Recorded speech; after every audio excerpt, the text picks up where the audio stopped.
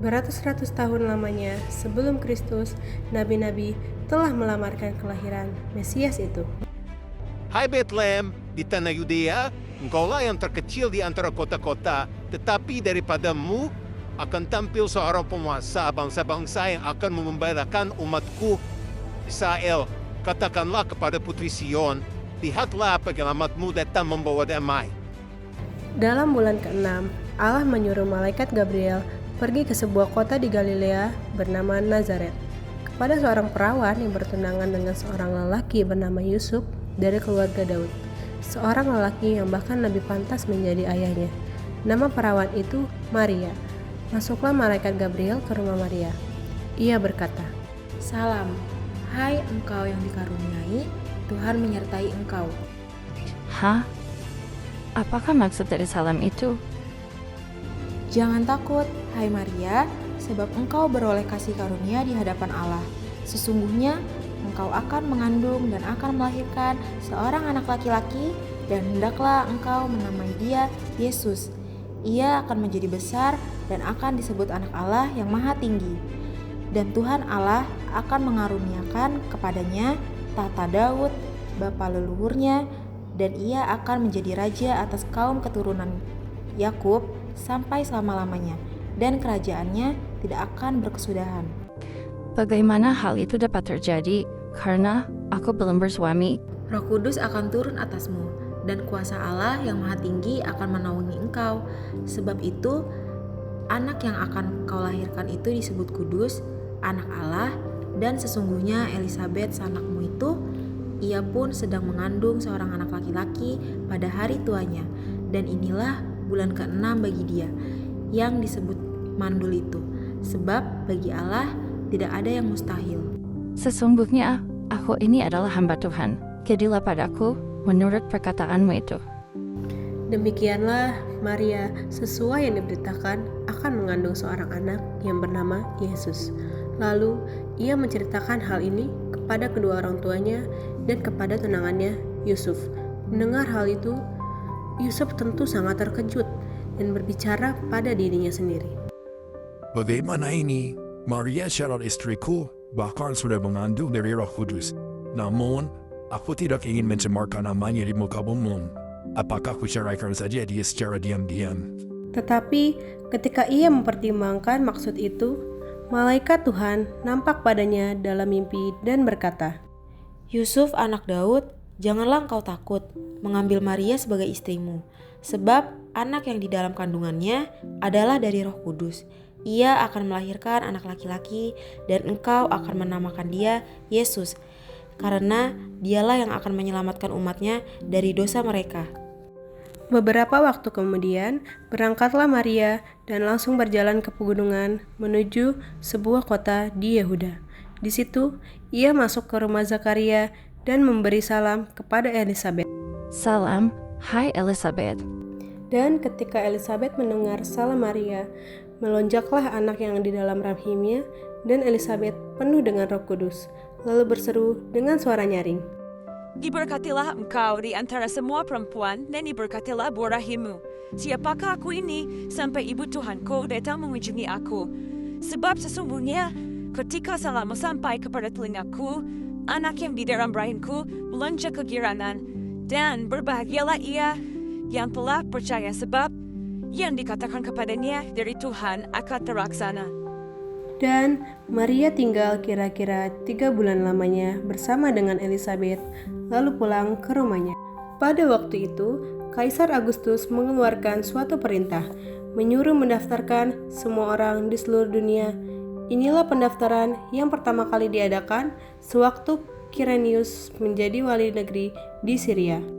Pengumuman, semua orang supaya pergi ke negerinya masing-masing untuk mendaftarkan dirinya. Maka pergilah semua orang mendaftarkan diri, masing-masing di kotanya sendiri.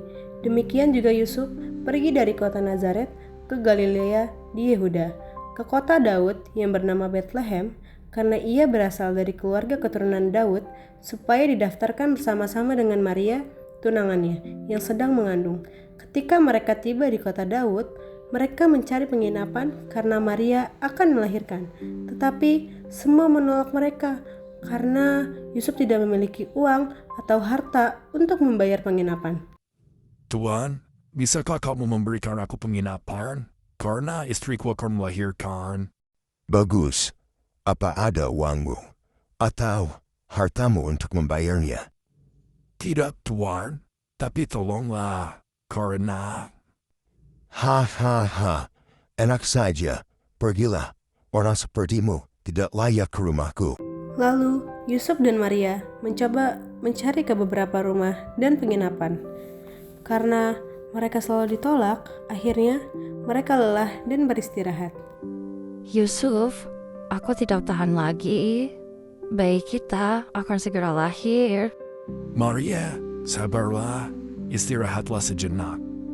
Ketika mereka sedang beristirahat, lewatlah seorang anak kecil, yaitu anak dari seorang gembala yang memiliki kandang ternak. Tuhan, mengapa Tuhan ada di sini? Ini sudah tengah malam. Kami tidak mendapatkan penginapan. Sementara istriku akan segera melahirkan. Kami pun tidak memiliki tempat. Tapi, ayah memiliki kandang ternak. Tidak mungkin. Tuhan di sana sangat kotor dan nyodok. Tidak apa-apa.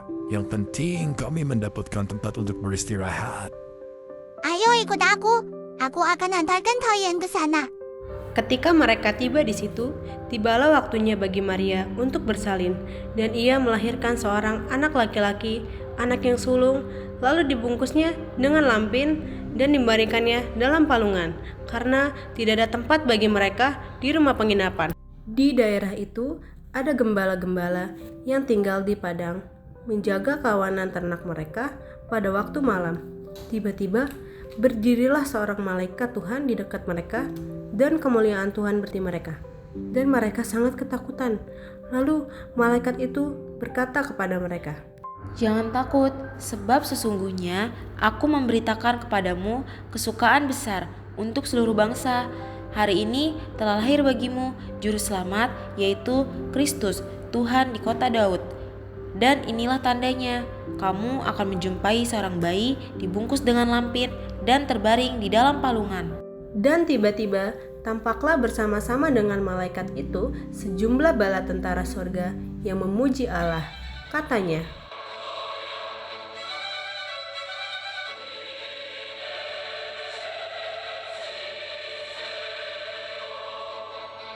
setelah malaikat-malaikat itu meninggalkan mereka dan kembali ke surga, gembala itu berkata seorang kepada yang lain, Suara apa itu?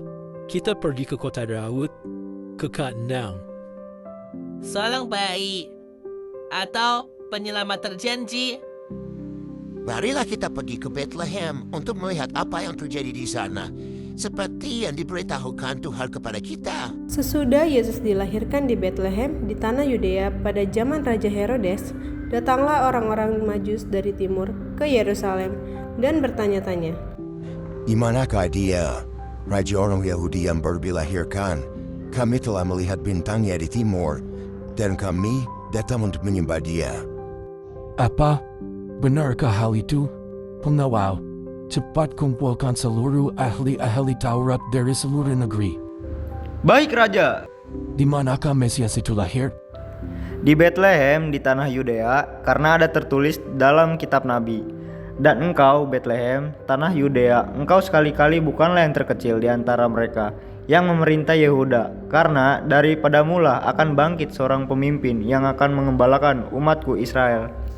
Pergi dan selidikilah dengan saksama hal-hal mengenai anak itu, dan segera sesudah kamu menemukan dia, kabarkanlah padaku, supaya aku pun datang menyembah dia. Setelah mendengar kata-kata raja itu, berangkatlah mereka.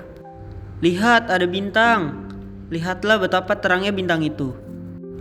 Ini adalah tanda yang indah. Raja orang Yahudi telah lahir. Mari kita pergi dan menyembah dia. Hadiah, kita perlu hadiah.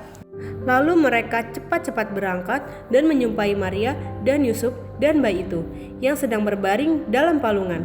Ketika para gembala dan orang-orang Majus melihat bayi itu, mereka menyembah dan memberikan persembahan mereka sambil berkata, Aku tahu apa yang bisa aku berikan untuknya.